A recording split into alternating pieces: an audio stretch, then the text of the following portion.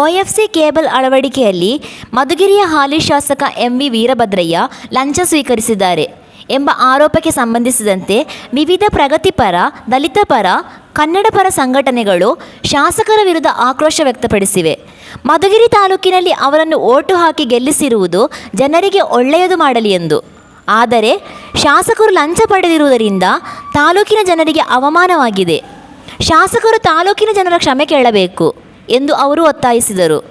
ಈ ಸಂದರ್ಭದಲ್ಲಿ ಮಾದಿಗ ದಂಡೋರ ರಾಘವೇಂದ್ರ, ದೊಡ್ಡೇರಿ ಕಣಿಮಯ್ಯ, ಕರ್ನಾಟಕ ರಕ್ಷಣಾ ವೇದಿಕೆ ತಾಲೂಕು ಅಧ್ಯಕ್ಷ ಶಿವಕುಮಾರ್, ಜೀವಿಕಾ ಮಂಜು, ಜೀವಿಕಾ ಚಿಕ್ಕಮ್ಮ, ಸಿದ್ದಾಪುರ ರಂಗಶ್ಯಾಮಯ್ಯ, ಮಹಾರಾಜು, ಕನ್ನಡ ಸಂಘಟನೆ ಪಾಂಡುರಂಗಯ್ಯ, ರಾಜ್ಗೋಪಾಲ್, ಸಿದ್ದಾಪುರ ಸಂಜೀವಯ್ಯ, ಅಂಜಿನಪ್ಪ, ಕೃಷ್ಣಪ್ಪ, ನಾಗೇಶ್ ನೀರಕಲ್ಲು, ರಂಗನಾಥ, VGOFC ಮುಂತಾದವರು ಹಾಜರಿದ್ದರು. ವರದಿ ಮಹಾಲಿಂಗಯ್ಯ.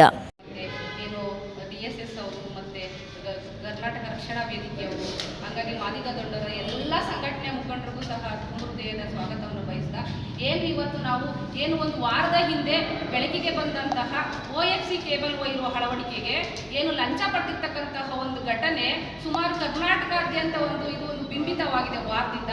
ಹಂಗಾಗಿ ನಾವು ಮಧುಗಿರಿ ತಾಲೂಕಿನಲ್ಲಿ 78,000 ಜನರು ಓಟನ್ನು ಹಾಕಿ ಅವ್ರನ್ನ ಕಳಿಸಿರ್ತಕ್ಕಂಥದ್ದು ಜನರಿಗೆ ಒಳ್ಳೇದು ಮಾಡಲಿ, ಜನರಿಗೆ ಒಂದು ಸುವ್ಯವಸ್ಥಿತವಾದ ಅಭಿವೃದ್ಧಿ ಕೆಲಸಗಳಾಗಲಿ ಅಂತಕ್ಕಂಥ ನಾವು ಕಳಿಸಿದ್ರೆ ಇವರೇ MLA ಅವರೇನೇ ಲಂಚ ಪಡಿತಕ್ಕಂಥದ್ದು ಈ ಮಧುಗಿರಿಗೆ ಅವಮಾನ ಆಗಿದೆ. ಮತ್ತು ನಾವು ಮಧುಗಿರಿ ಮತದಾರರು ಇದ್ದೀವಿ, ಅವ್ರಿಗೂ ಸಹ ಅವಮಾನ ಆಗಿದೆ. ಹಂಗಾಗಿ 78,000 ಜನರಿಗೆ ಅವಮಾನ ಆಗಿರ್ತಕ್ಕಂಥ ವಿಷಯ ನೀವು ನಮ್ಮಲ್ಲಿ ಕ್ಷಮೆ ಕೇಳಬೇಕು. ಅವರು ನಾನು ಮಾಡಿರ್ತಕ್ಕಂಥದ್ದು ತಪ್ಪು. ಮತ್ತೆ ನೀವು ಭೇಟಿ ಮಾಡ್ತಾರೆ. ಕೊರೋನಾ ಬಂದಾಗ ಎಲ್ಲೋಗಿದ್ರು? ಕೊರೋನಾ ಬಂದಾಗ ಎಷ್ಟು ಜನ ಊಟ ಇಲ್ಲ, ವ್ಯವಸ್ಥೆ ಇಲ್ಲ, ಎಷ್ಟು ಜನ ಮಲಗಿದ್ರು. ಹಂಗಾಗಿ ಬಸ್ ಮಾಡೋದು, ಬಸ್ಸಲ್ಲಿ ಮಹಿಳೆಯರನ್ನ ಕಳಿಸೋದು, ಅವ್ರಿಗೆ ಅಲ್ಲಿ ಹೋದಾಗ 1,500, 2,000 ರೇಷ್ಮೆ ಸೀರೆಗಳಂತ ಕೊಡ್ತಕ್ಕಂಥ ವ್ಯವಸ್ಥೆ ಈ ತಾಲೂಕಲ್ಲಿ ವಾರದಿಂದ ಎದ್ದು ಕಾಣ್ತಾ ಇದೆ. ಹಂಗಾಗಿ ಇಂಥ MLAಗಳು ಬೇಕಾ ನಮಗೆ? ಈ ಮಧುಗಿರಿ ತಾಲೂಕಲ್ಲಿ ಎಷ್ಟು ಜನ MLAಗಳು ಹೋಗಿದ್ದಾರೆ? ಇಂಥ ಯಾವುದೇ ಲಂಚ ಆರೋಪದ ಬೆಳಕಿಗೆ ಬಂದಿಲ್ಲ. ಹಂಗಾಗಿ ದಯಮಾಡಿ ಅವರು ನಮ್ಮ ಮಾನ್ಯ ಶಾಸಕರು ನೀವು ಮಧುಗಿರಿ ಮತದಾರರಲ್ಲಿ ನೀವು ಕ್ಷಮೆ ಕೇಳ್ತಾ ಇದ್ರೆ ನಾವು